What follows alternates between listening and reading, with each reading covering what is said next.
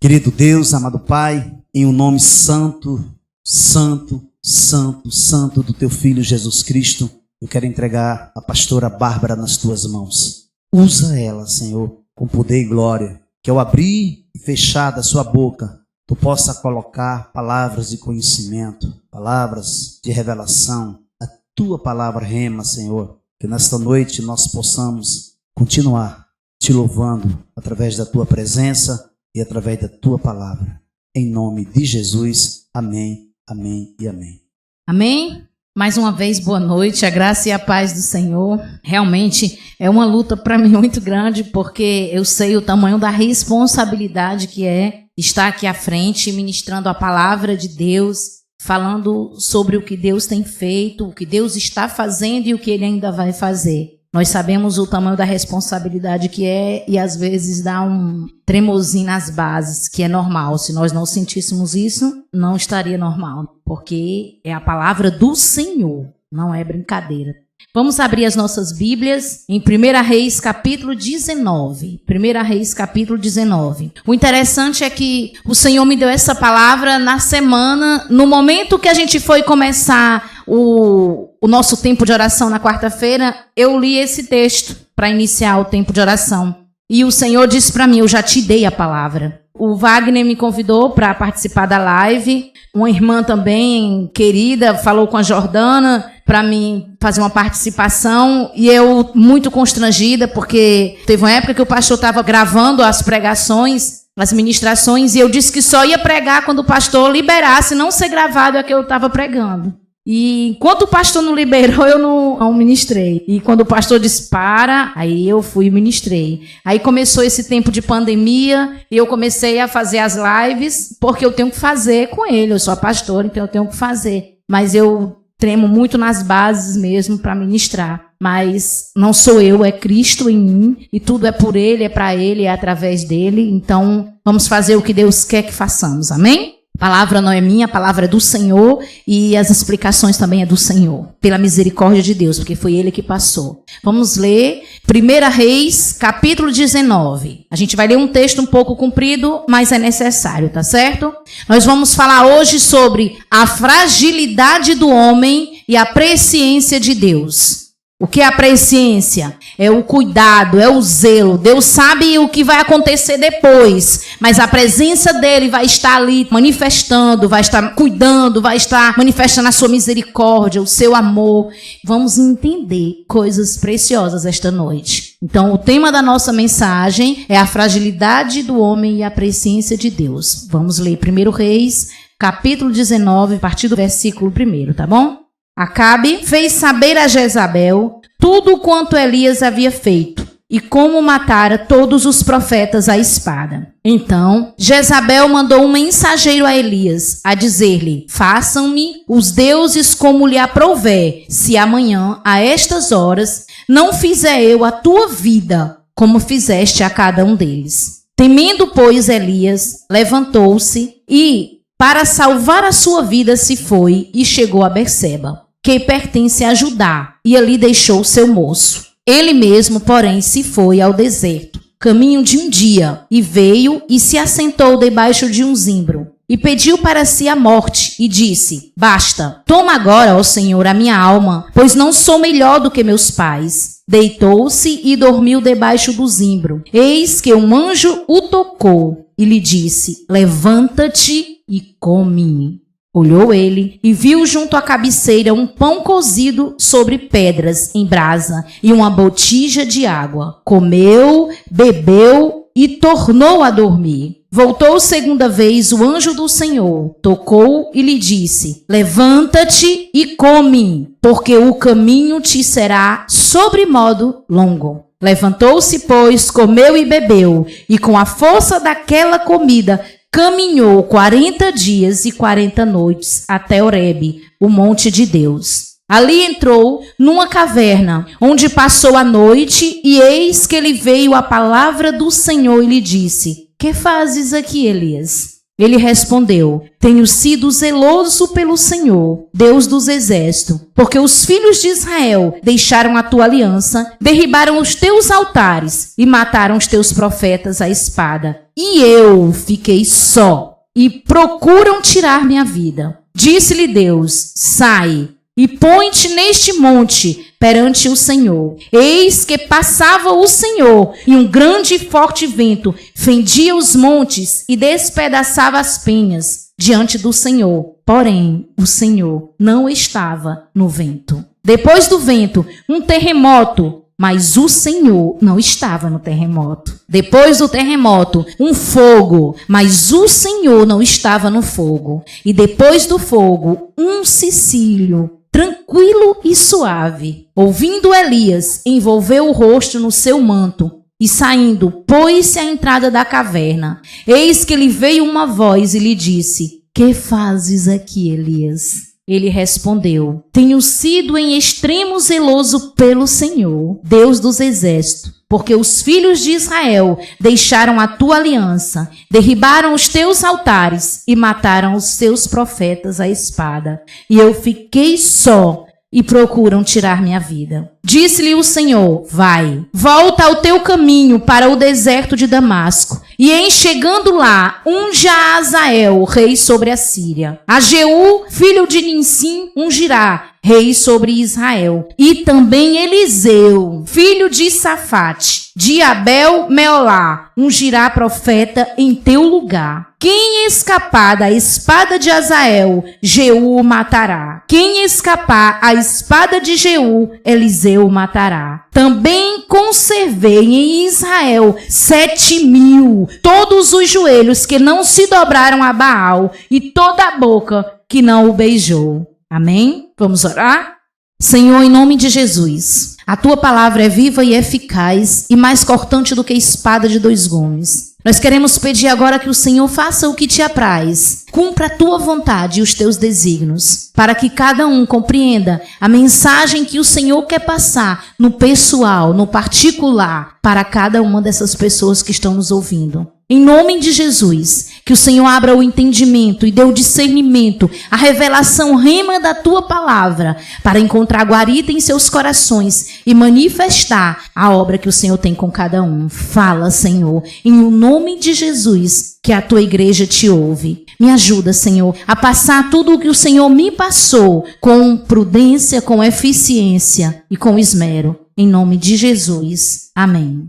Primeiro nós vamos entender quem é Elias, tá certo? Vamos entender a história. Quem foi o profeta Elias? Um dos homens mais conhecidos da Bíblia, citado tanto no Antigo Testamento como no Novo Testamento. Elias era um homem comum como nós. Um homem comum, como eu e você. Porém, a sua história de vida, fé e obediência possuía um papel ativo na narrativa bíblica. A Bíblia não fala nada da vida pessoal e familiar do profeta Elias. Sabemos apenas que ele era um tisbita, morava na terra de Gileade, a leste do Jordão. Seu nome significa Jeová é Deus. O profeta Elias viveu no século 9 a.C., durante os reinados de Acabe e Acasias, no Reino do Norte. Em sua época, o povo de Israel havia se dividido em dois reinos. Judá era o reino do sul, com capital em Jerusalém, e Israel era o reino do norte, com capital em Samaria. Elias foi chamado para ser porta-voz de Deus. Ele recebeu a responsabilidade de lembrar aos israelitas que eles eram o povo do Senhor. O contexto nesse tempo era de muita turbulência, idolatria e paganismo, pois a esposa de Acabe, Jezabel, juntamente com ele, estavam introduzindo a adoração ao deus de Baal, de Tiro e Sidom. Acabe, por sua vez, se comprometera em construir um templo para Baal em Samaria. Está em 1 Reis, capítulo 16, versículo 32. O ministério de Elias fora um ministério de milagres, de fogo e da espada. Elias provocara uma seca rigorosa. Fora sustentado por corvos. e uma jarra de farinha e uma botija de azeite que nunca se acabaram. Ressuscitara um morto, fizera descer fogo do céu, matara os profetas de Baal e trouxera a chuva de volta à terra. Porém, Elias era um homem comum, sentia as mesmas coisas que nós. Essa frase, para mim, ela tem um significado muito importante, porque às vezes nós pensamos que para sermos usados pelo Senhor, para fazermos a obra do Senhor, temos que ser especiais, temos que ser diferentes, ter uma capacidade assim fora do normal. E na verdade, Deus escolhe pessoas comuns e Ele é quem capacita essas pessoas comuns para que possam usufruir do benefício da presença dele, porque não somos nós, é o Senhor. Na hora que o Senhor sair, nós não somos nada. Na hora que sair a presença do Senhor da vida de qualquer um que esteja em evidência sendo usado por Deus, ele deixa de ser quem ele é e passa a ser apenas um homem comum. Amém? Então a primeira coisa que eu quero compartilhar com vocês sobre este texto é a grande vitória. Por que eu quero falar sobre a grande vitória? Porque quando nós iniciamos o capítulo 19, estamos relatando no versículo 1, quando Jezabel fica sabendo o que aconteceu com os profetas dela, os profetas de Baal, porque ela era a sacerdotisa deles. Então, primeira coisa que acontece na vida de Elias, a primeira coisa dentro desse contexto que eu estou falando, viu? É uma grande vitória. A sua grande vitória sobre os profetas de Baal naquele momento. Elias era um gigante. Imagine você, Elias, de frente de 450 profetas de Baal e 400 profetas de Azerá. Eram 850 profetas. E estavam mediante a um momento onde estavam querendo provar que o Baal era o Deus verdadeiro. E muitos conhecem, quem não conhece e quiser conhecer essa história, é só ler o capítulo anterior, que no capítulo anterior tem toda a história da derrota dos profetas de Baal, que não é aonde eu vou entrar, tá bom? E quando ele consegue aquela vitória, que todos aqueles profetas são derrotados pelo Senhor, porque ele recebe uma orientação de Deus e pela sabedoria de Deus, porque um homem natural não pensaria tudo que ele pensou e fez e aconteceu. E o fogo caiu do céu e fez exatamente como ele tinha dito. Elias fez um grande desafio e nesse grande desafio o Senhor foi exaltado e todos puderam ver que só existia um Deus e esse Deus era o Deus de Israel. Esse Deus é o nosso Deus. 450 profetas de Baal e 400 profetas de Azerá. Ali naquele momento foi provado para todas aquelas pessoas, porque não estavam só os profetas, estavam os profetas e muitos curiosos, muitas pessoas daquela cidade tinham sido convocadas para estar presente, porque eles queriam provar que Baal era o Deus verdadeiro. E quando Elias faz esse desafio, Elias faz porque ele sabe o Deus que ele serve. Então Elias era um gigante na frente de todos aqueles. Elias não se viu sozinho. Elias fez o desafio. O fogo caiu do céu. Cumpriu-se conforme ele disse. Com uma oração bem curtinha que ele fez, aconteceu o grande milagre. 450 profetas de Baal e 400 profetas de Azerá foram envergonhados e mortos. Olha o que acontece, uma coisa atrás da outra. Em seguida, depois que ele tem essa grande vitória, depois que o nome do Senhor é exaltado na frente de todas aquelas pessoas, ele avisa ao rei para se preparar, pois vai cair chuva. Porque fazia 3 anos e meio que não chovia naquele local. Era uma grande seca e cai a chuva, conforme Elias falou. E Elias era um homem comum. E a chuva caiu, todos testificaram quem era o real Deus Todo-Poderoso. Eu aprendo com isso que quando estamos tão cheios de Deus, somos capazes de ver o sobrenatural além de qualquer expectativa humana. E rompemos barreiras que jamais venceríamos com os olhos naturais. Nós nos tornamos gigantes em Deus. porque aquele homem não tinha condição de ter a atitude que ele teve se ele tivesse visto o tamanho do desafio que estava à sua frente.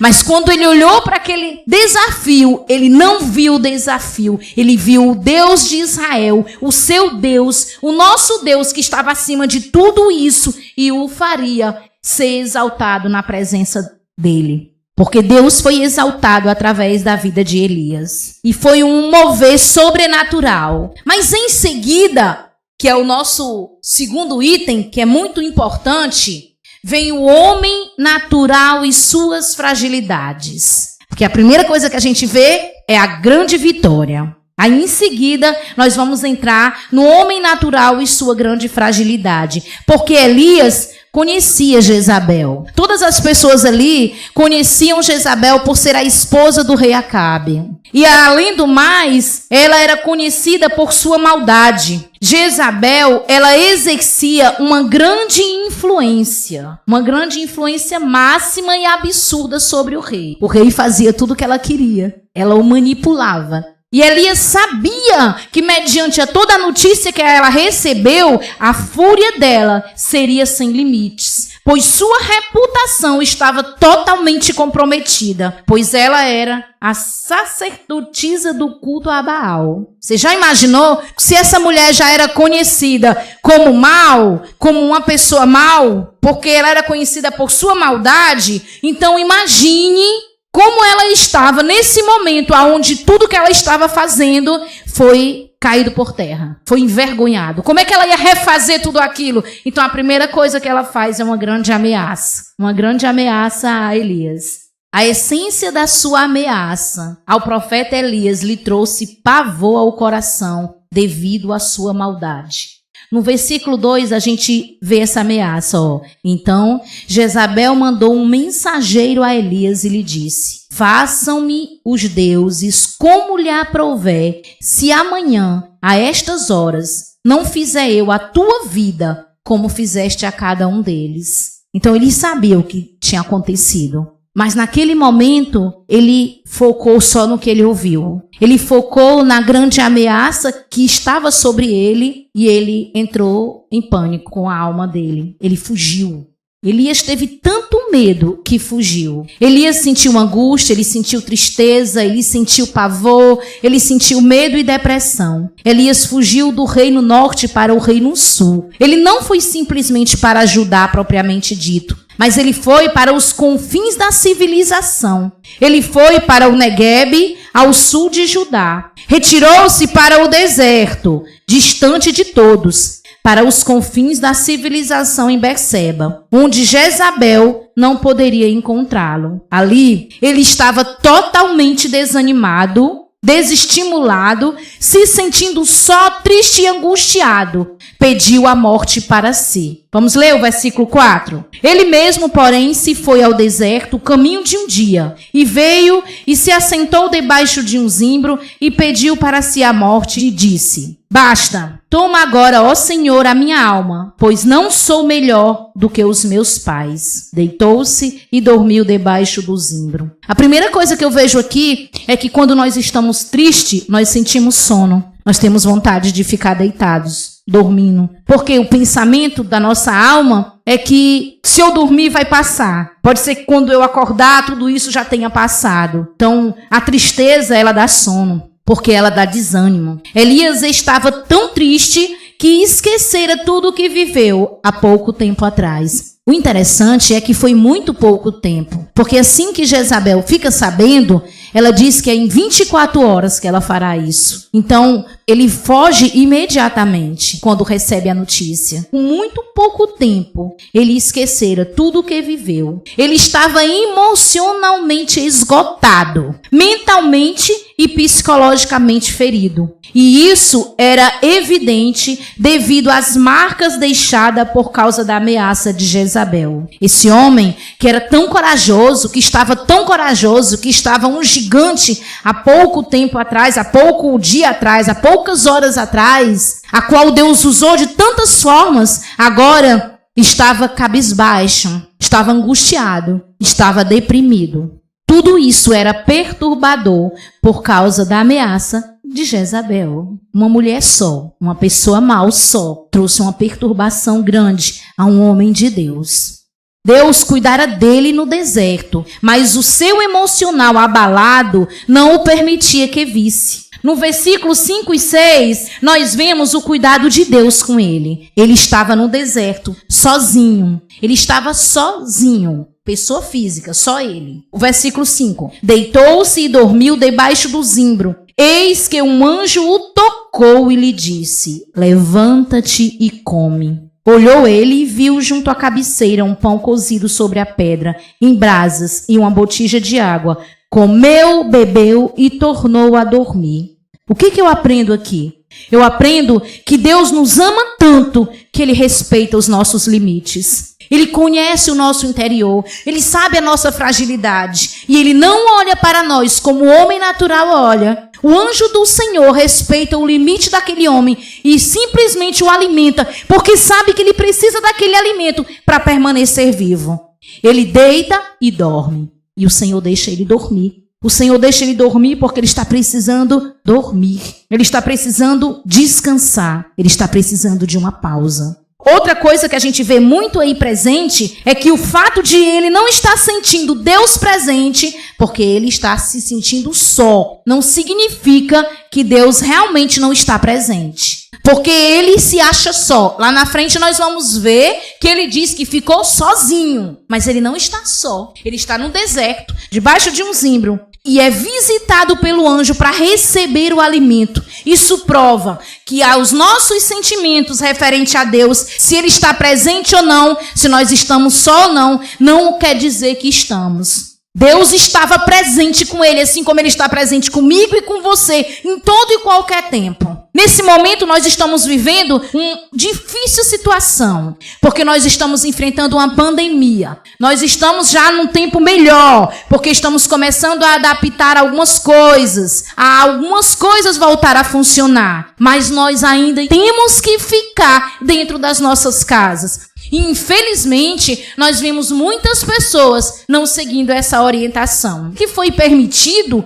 é para se trabalhar, porque nós precisamos trabalhar, nós precisamos ganhar o nosso pão, porque tem muitas pessoas que, se não saírem para os seus empregos, não tem como se manterem. Mas as pessoas estão começando a achar que podem sair sem máscara, sair de qualquer jeito, e estão se colocando em risco. E pior ainda, colocando uma situação em risco. Porque além de você estar correndo risco, você está trazendo risco para os outros e podendo causar uma piora para a nossa cidade. Porque se não baixar mais ainda, até finalizar tudo e poder tudo voltar ao normal, eles vão ter que fazer tudo de novo e restringir mais e começar a piorar. Mas nós precisamos ser obedientes.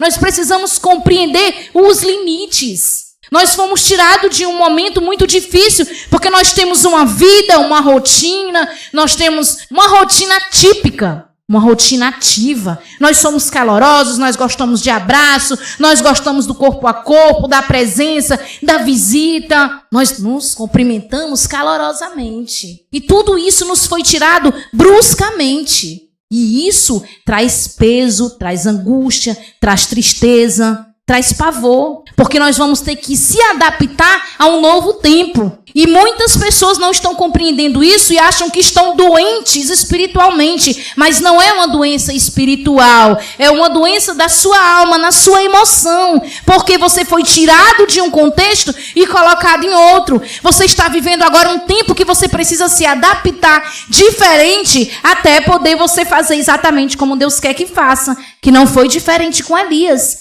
Elias estava fugindo porque estava com medo da ameaça da esposa do rei. Porque ele sabia o tamanho da sua maldade. Mas quando ele olhava para Jezabel, ele olhava para o tamanho da maldade de Jezabel e não olhava para o tamanho do Deus que ele servia. Mas ele não estava doente do espírito, ele estava doente da alma. Eram as emoções dele que estavam abaladas. Eram as emoções dele que estavam precisando de cuidado. É tanto que o anjo chega, alimenta, vai embora e ele dorme. Aí no outro dia o anjo vai de novo. Só que dessa vez, quando o anjo alimenta ele, ele fala e diz: coma, porque a caminhada é longa. O que eu entendo aí? Deus começa a dar uma nova direção para ele seguir. Deus está apontando um novo reencontro. Então, ele se alimenta, come, e com a força daquela refeição, ele anda 40 dias e 40 noites. Você já pensou isso? Só Deus tem uma provisão para você andar 40 dias e 40 noites. Ele comeu, ele bebeu e ele seguiu a orientação dada pelo anjo do Senhor. Agora, você acha que ele queria sair e andar? Tem pessoas que quando estão tristes, estão angustiadas, elas querem andar. Porque elas andando, elas vão melhorando. Ela anda, depois volta para casa. Mas eu não acredito que Elias queria continuar a jornada. Elias estava demasiadamente triste. Ele estava demasiadamente angustiado. Mas ele obedece e vai. E por que você não obedece? Por que você está teimando? Aí você acha que a teimosia é só não ir? A teimosia às vezes é porque Deus manda você parar e ficar e você continua indo. Tem momentos que Deus vai dizer que é hora de parar. Agora, a hora é de continuar com o seu joelho no chão, dentro da sua casa, com a sua família, em oração, em intercessão, em busca pela cura total do nosso planeta. É orando, intercedendo por aqueles que estão chorando, por aqueles que estão morrendo. Eles estão morrendo não é porque Deus não está com ele, não. Deus tem o controle de tudo. Nada sai do controle dele, sai do meu e do seu, mas do de Deus não. Mas as pessoas que ficam estão sofrendo pelas formas que estão bruscamente perdendo os seus entes queridos. Agora eu quero dizer a você, se por um acaso você está assistindo e você perdeu alguém, não pergunte o porquê. Continue a sua jornada. Mesmo doendo, mesmo sofrendo, mesmo angustiada, continue e siga em frente. Deus tem seus propósitos e os propósitos dele são maiores do que os nossos. Tenha calma, ainda não terminou. Quando a Bíblia fala que ele comeu, bebeu e começou a andar, e aquele alimento deu a ele substância para ele andar 40 dias e 40 noites, isso logo me dá a compreensão, que eu penso sobre isso, é que esse alimento é um fortalecimento espiritual, é um símbolo de um renovo de fé que o faz andar 40 dias. Sabe de que eu lembro quando fala 40 dias? De Jesus no deserto, sendo tentado 40 dias. Está lá em Lucas capítulo 4, a tentação de Jesus. Ele passou 40 dias no deserto, mas ele venceu. Ele venceu através da palavra. Hoje, nós estamos aqui por causa do sacrifício dele, mas começou no deserto. 40 dias eu lembro também de Moisés, quando passou no Monte Sinai, onde recebeu as tábuas da lei. Ele passou 40 dias lá, recebendo tudo que Deus tinha para ele. Está em Êxodo capítulo 20. Logo eu entendo que algo novo e grande vai acontecer. Esses 40 dias foi uma preparação de Deus com Elias. Era o tempo que ele precisava para receber o próprio Deus e ter uma experiência ainda maior e jamais vivida em sua existência. Essa era uma pausa para sarar suas feridas e curar sua alma. Caminhar faz muito bem. Como está sendo a sua caminhada com o Senhor? O que você tem feito do seu dia? A Camila, ela fez uma brincadeira no grupo da gente, do WhatsApp, das mulheres, do Ministério Feminino, e exatamente ela falou sobre a intimidade com Deus. E eu fiquei muito feliz com algumas coisas que eu ouvi de algumas pessoas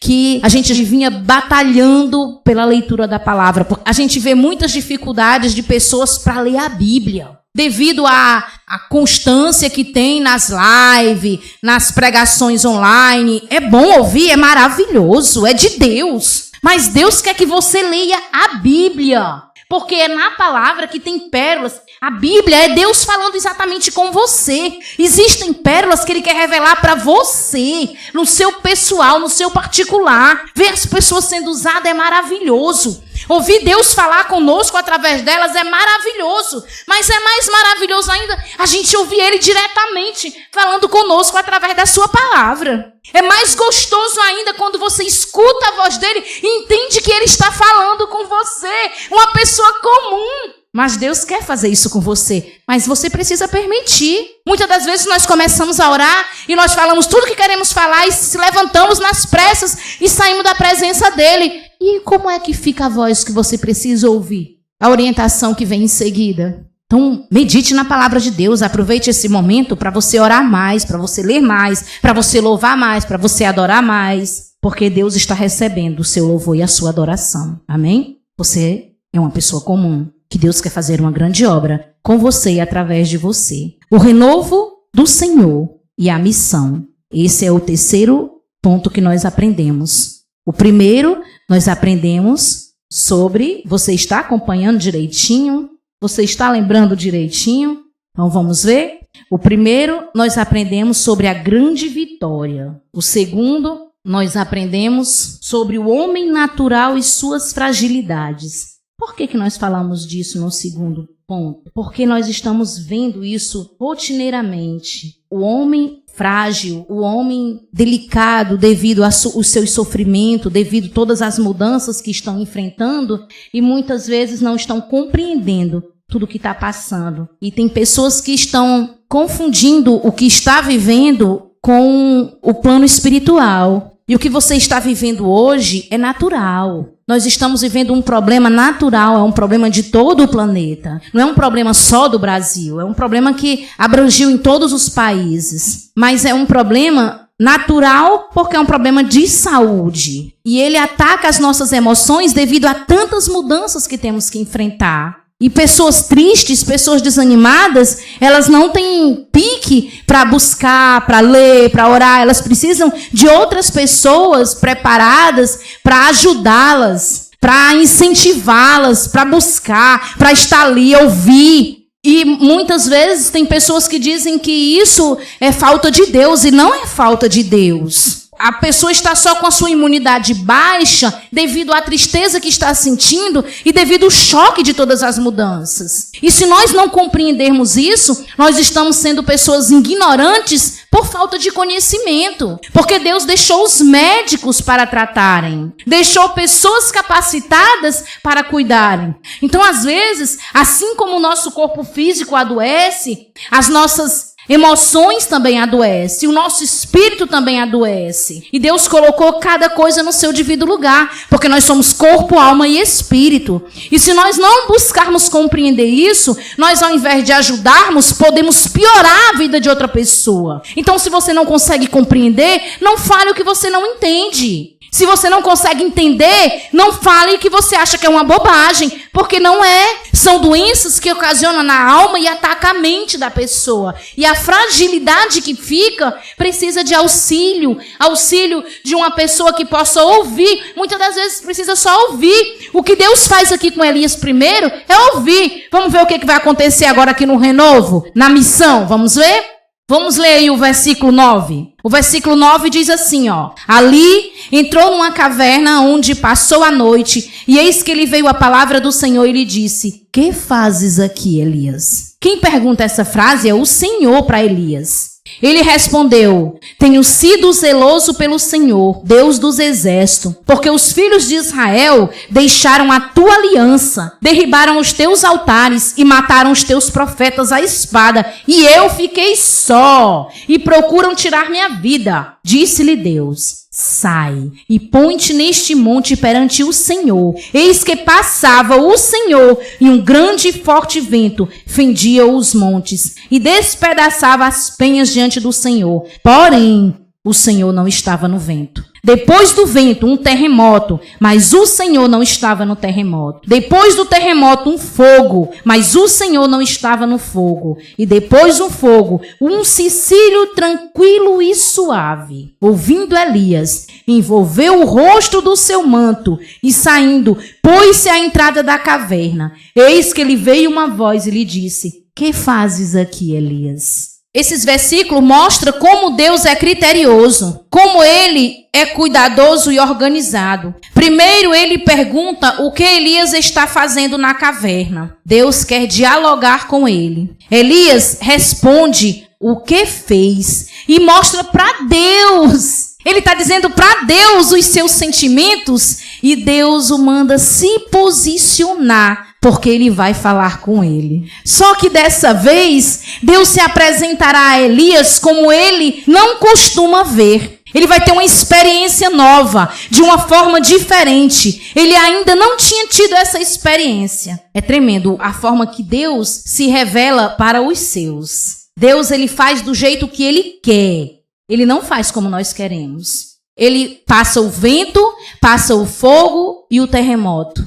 Deus, ele estava mostrando para Elias o que ele havia esquecido. Que ele é o Senhor, que ele é o Deus Todo-Poderoso. Deus é o Senhor do tempo e da história. Eu entendo que o fogo é sinal de juízo, que o terremoto é dia do Senhor e o vento é o sinal do poder do Espírito Santo. Tudo está sobre o controle dele, tudo está sobre o controle do Senhor. Porém, a palavra de Deus está na brisa suave. Elias sabia tanto o tamanho da responsabilidade de estar de frente a Deus, que ele coloca o seu manto sobre o seu rosto para poder sair na entrada daquela caverna. Ele sabia o tamanho da responsabilidade que era estar de frente ao Senhor, na frente do próprio Deus. No versículo 13, ouvindo Elias, envolveu o rosto no seu manto e saindo, pôs-se à entrada da caverna. Eis que lhe veio uma voz e lhe disse: que fazes aqui, Elias? Olha como Deus é. Olha como Deus é tremendo. Deus diz: o que fazes aqui, Elias? Hoje Deus pergunta para você: o que fazes aqui? Por que você entrou nessa live hoje? O que você está esperando ouvir de Deus? Você quer realmente receber a orientação que Deus tem para você? Ou você quer ouvir o que você quer? Você realmente quer seguir os padrões de Deus? Quer seguir a Ele porque você o ama? Porque Ele é tudo para você? Ou você quer amá-lo assim porque você ainda não conseguiu aprender como é esse amor? Ou você simplesmente quer os seus problemas resolvidos? Hoje, Jesus faz essa pergunta para você. E Deus, mesmo sabendo porque Ele sabe de tudo, Ele faz a pergunta a Elias: o que fazes aqui, Elias? Essa pergunta, ela tem vários sentidos. Porque quando a gente fala uma coisa, aquela coisa que falamos, tem várias formas de cada um entender. Então eu posso entender que essa pergunta também ela pode significar: por que você entregou-se a esse sentimento, Elias? Onde foi que você esqueceu do meu poder, Elias? Por que estás prostrado aí como se não tivesse um Deus todo-poderoso? Ou por que você desistiu? Por que você está com medo, Elias? Só que Jesus, ele faz a pergunta da forma certa, porque Jesus é sábio, Jesus é o Todo-Poderoso, Jesus é a própria sabedoria. Ele pergunta: o que fazes aí, Elias? Só que ele quer ouvir Elias falar, ele quer ouvir você falar. Ele quer que você fale exatamente o que você está sentindo, a posição que você se encontra, por que você se encontra, como você está, aonde está doendo, por que está doendo. E ele ouve tudo o que você diz. Ele ouviu atentamente a fala de Elias. Olha o que Elias diz para ele. Ele respondeu: tenho sido em extremo zeloso pelo Senhor, Deus dos exércitos. Porque os filhos de Israel deixaram a tua aliança, derribaram os teus altares e mataram os teus profetas à espada. E eu fiquei só e procuram tirar minha vida. Ele está dizendo isso para o Deus Todo-Poderoso que está com ele, que cuidou dele desde a hora que ele saiu fugindo de Jezabel. Só que Deus, ele não olha como eu e você. Ele olha para ele cheio de misericórdia, cheio de amor. Depois de ouvir todo o choro dele, ele mostra para ele com todo o amor que ele não está sozinho. Ele mostra para ele que existe mais 7.000 que não se prostraram. Tem 7.000 que foram frutos da sua ação. São 7.000 que não romperam comigo, que não foram beijar Baal, mas que estavam esperando a minha vinda, esperando o meu milagre, esperando o meu poder, porque você agiu em meu favor, porque você teve uma ação contrária a todos aqueles, porque você olhou diferente, porque você viu como eu queria que você visse. Só que Deus é muito amoroso. Deus mostra para ele de uma forma os resultados daquela ação, os resultados de fé, de abnegação, de pessoas que precisavam dele. Só então, depois de ouvi-lo, que Deus mostra tudo isso. Só depois de ouvir tudo que ele estava falando, Deus mostra a real situação. Aí ele dá a ordem. Ele manda ele voltar e completar a missão, a qual ele foi designado para fazer e cumprir. A pausa terminou. A pausa terminou para Elias. A missão ainda faltava para se cumprir. Era impossível uma obra daquela, realizada por um homem como aquele, um homem comum, mas que realizou milagres, prodígios e maravilhas no nome de Deus, morrer junto com ele, dentro de uma caverna, escondido por causa de uma mulher. Era inconcebível. E embora com Elias tudo que ele aprendeu, precisava de um sucessor para Elias. Precisava de um juízo vindo de Deus depois de tudo que aconteceu. E era isso que estava previsto para acontecer. Mas Elias fugiu, porque Elias precisou fugir, porque a alma dele estava angustiada e triste. Se você se encontra angustiado e triste, pare de pensar no que está acontecendo e foque os seus olhos no autor e consumador da sua fé. Olhe para ele e veja o que ele já fez na sua vida. Olhe para ele e diga que você está quebrado, está caído, está cansado, mas você quer que ele o levante. A palavra de Deus diz que quantas vezes o justo cair, Deus o levantará. Ele está te ouvindo. Ele quer você para ele. Ele quer completar a obra que ele começou com você. Você está vivendo um momento de pausa, mas quando acabar esse momento de pausa, quando tudo voltar ao normal, não volte a ser a mesma pessoa que você era. Continue com o seu compromisso de oração, de consagração, de jejum. Se não é mais pela saúde, é pelos projetos de Deus que vão renovar a cada dia. É pelo novo tempo, é pelo avivamento, é pelas almas que perecem, é pelas vidas que precisam de Jesus.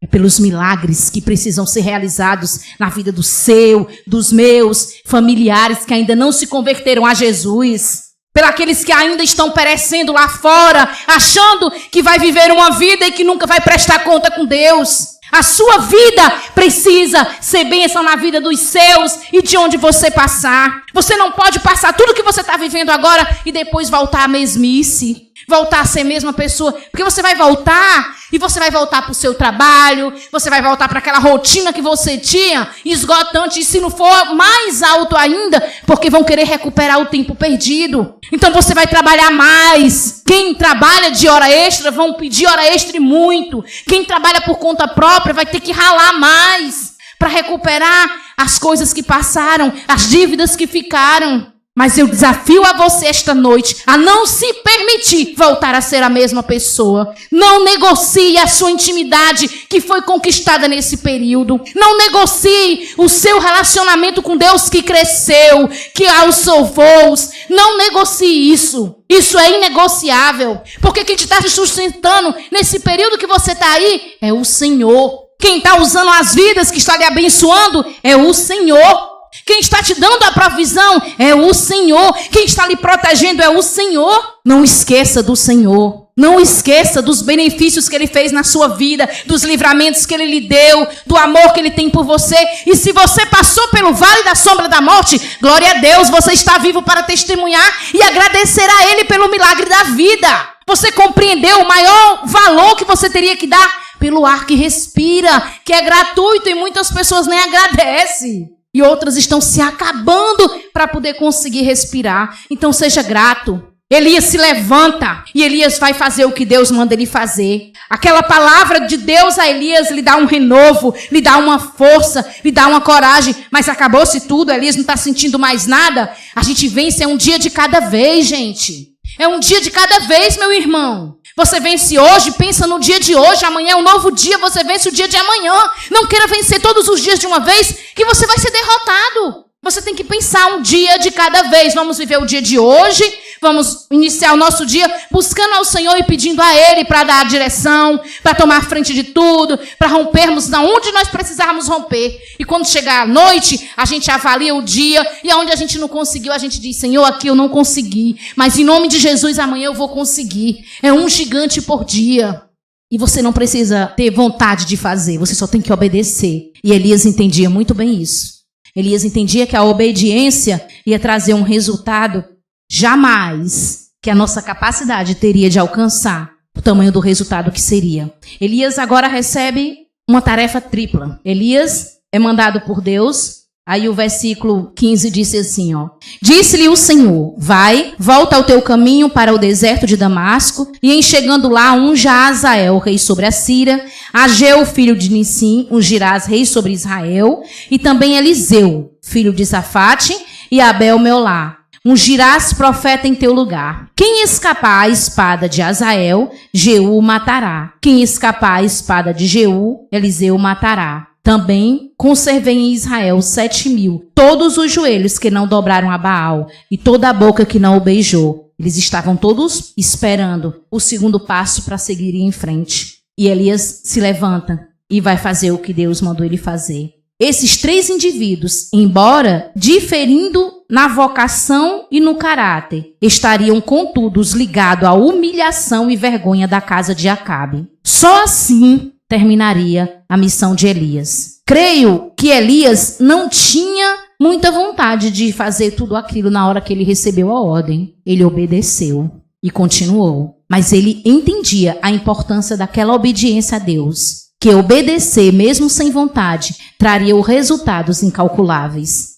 A obra que Deus realizara com Elias tinha que continuar, porque ali era uma missão. Começou a missão. Elias começou, mas ainda ia continuar, não acabou a história. Então, tudo que Elias plantou iria continuar na vida de Eliseu, mas só continuaria através de um sucessor obediente e determinado, ensinado por ele, através de sua vida, que foi o profeta Eliseu. O profeta Eliseu foi escolhido por Deus para ser o sucessor de Elias. Mas ele não foi só escolhido por Deus. Ele foi escolhido por Deus e ele queria o que ele recebeu. Ele inicia mostrando o que queria. E ele termina ousadamente pedindo uma porção tripla. Olha que tremendo. A porção tripla que ele pede aí é a missão tripla que Elias recebe para fazer. Então, sua missão não terminou. Deus tem coisas maravilhosas com você. Na hora que você se levantar, Deus está contigo.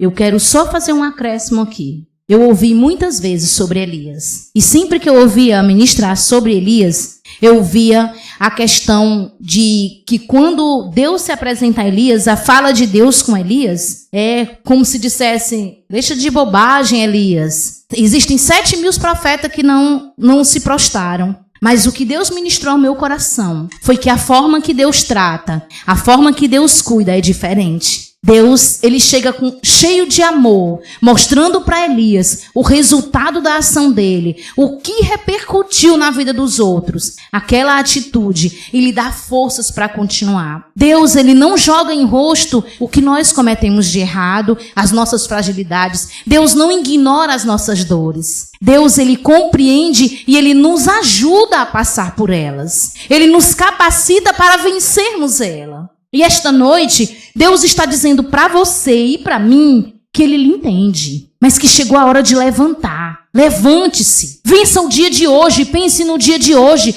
Você é uma pessoa que Deus escolheu para fazer a diferença dentro da sua casa, para os seus filhos, para o seu cônjuge, para os seus vizinhos, para os seus amigos. Deus lhe escolheu para gerar vida. Deus lhe escolheu para que a sua vida seja um exemplo para muitas pessoas. Você não tem dimensão de como Deus usa a sua vida para abençoar outros. Existem pessoas que lhe olham, que lhe observam, que você nem sabe. E hoje Deus está dizendo para você, a pausa terminou, levante-se. Eu te entendo, eu te amo, eu cuido de ti, eu te mandei os corvos. Mas agora a pausa terminou. Levante-se, levante-se, levante-se, porque Deus é contigo. Amém?